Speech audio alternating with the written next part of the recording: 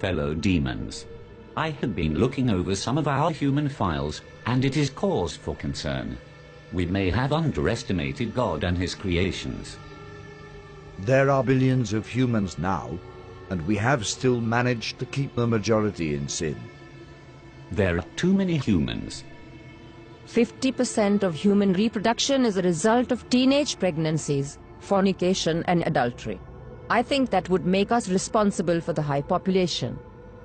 So we have created a problem that we need to fix. All over the world, murder and suicide rates have increased. Homosexuality and bisexuality is also very popular, even in some churches. I think the record should show a massive decline in human reproduction. For every human who dies or gets converted to a contrary lifestyle, 100 more are born globally. We need to do more. If I may, adolescents spent 1,500 hours watching television and only 900 in school annually. By the time a child finishes elementary, he would have seen 10,000 murders. This figure would double by the end of high school. By the time a human reaches 40, he would have spent 10 years watching television. Impressive. But we still need to do more. Fellow demons, I want you to seriously consider what we are up against. It is not God's will that any human perish. He will do everything in his power to save them. It is our duty to make sure they perish. Am I making myself clear? We have been targeting Christians and have destroyed the desire of many for God's word and prayer. Many do not fast, or even witness to those who are perishing in the act of sin. We have nullified the effects of many churches on the community. The reports of people getting saved has been reduced by 64%. I think we are doing a good job. Do you sleep? Yes. Then we can do more. No demon in this room is supposed to find time to sleep and eat. Now tell me where we stand with our attack on the churches.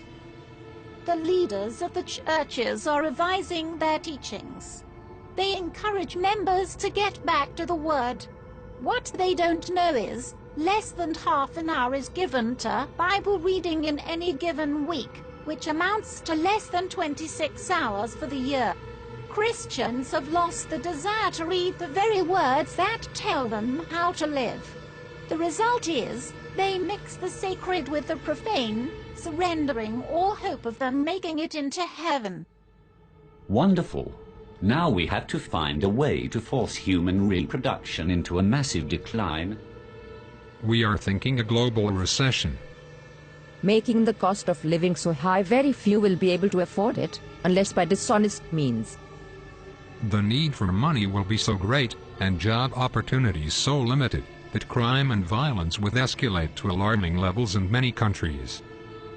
Guns will fall off the market like chewing gums. The prisons will be overcrowded. The graves will expand like hell itself. That should take care of 15% of the population. What else do we have? We can use their own bodies against them. Worldwide pornography. We introduce this on all levels, from billboards to public newspapers. We make pornography an occupation, a career. We will make pornography freely accessible by everyone. It will become a way of life for many, a secret door to pleasure. Nudity is marketable. It is 80% of the population's interest. We start from the mild. A star girl in the daily newspaper, wearing nothing at the top. Then as the desires increase, we introduce more until a man's appetite for sex cannot be satisfied with having just one partner. Adultery and fornication will become an acceptable way of life, even in the church. The scent of sin will go up into God's nostrils. The atmosphere will be utterly polluted with what he hates. Humans will think of nothing but sex. Wouldn't it contribute greatly to our problem? Not if there is a way for humans to protect themselves from pregnancies and diseases during sexual activity. Imagine what will happen if humans had a way of having sex without fear. You are thinking birth control. Yes. protection for both male and female. We'll have our products on every shelf. They'll stand out on their own and will be advertised in such a way that even Christians will be convinced. Once that is established, childbirth will decrease. And sexual activity will rise. Exactly. Sounds real good so far. What else do we have? There is something that we have noticed about these humans over the years. It seems like great emphasis is placed on self. They seem to have forgotten that self-denial is a prerequisite to a Christ-centered life. The self, it seems, have taken top priority. I expected as much. We think it would be good if we applied even greater pressure in this area. Spice up this world a bit. Make material things a lot more attractive to the human eye. This will increase their desire for gain and decrease their passion for God. Men shall be lovers of pleasures rather than lovers of God. Humans have always preferred instant pleasure above spiritual gain. They spend more time on themselves than they do with anything concerning God. Indeed. But all these are outer attacks. It is their minds that we need to control. That is where I come in. I will tell you of our inevitable victory. Within the confines of these walls, there exists a secret chamber. Within that chamber are thousands of demons that have been undergoing extensive training. These demons have read the human manuscripts hundreds of times and have committed the concepts to memory. I refer to them as the New Age seducers. How effective are these seducers? They can convince a man to become a woman. They will convince men to kill themselves for no reason. They will seduce men into having sexual relations with animals. That should turn the stomach of heaven. Precisely. Men will turn on each other within their own groups. The church will be against the church. Politicians against politician. Family against family. The seducers can accomplish this? Without a doubt. Once each group is divided, they'll be unable to stand. There will be some who will only listen to the voice of God. A minority at best.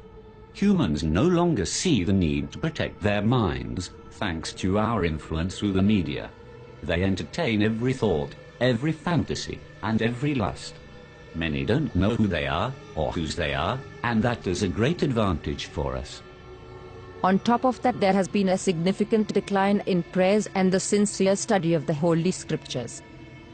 We have the advantage. Our powers increase as we draw closer to the end. It is time we exact our revenge on God for kicking us out of heaven by sending as many humans to hell as we possibly can. So we go all out this time.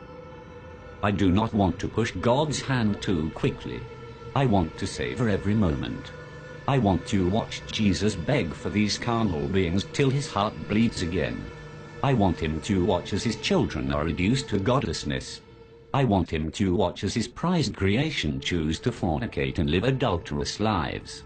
I want him to see the hungry die of starvation, the widows and orphans and those in prison go unvisited, and purity become a thing of the past. I want him to witness a 12-year-old giving birth to a child, and I want him to watch his precious believers spending hours before the television watching our programs and listening to our music and taking just a minute to brush the dust from their Bibles, while spending hours on Facebook and Twitter. I want him to witness them turning their backs on him for the pleasures of this life. Best of all, I want to watch him resist his own temptation to destroy this world again. Our victory is inevitable. Humans have proven time and time again that they are beyond redemption. They will share our fate in hell. I am convinced that we can still win this war. Arm yourselves, fellow demons. We go to war.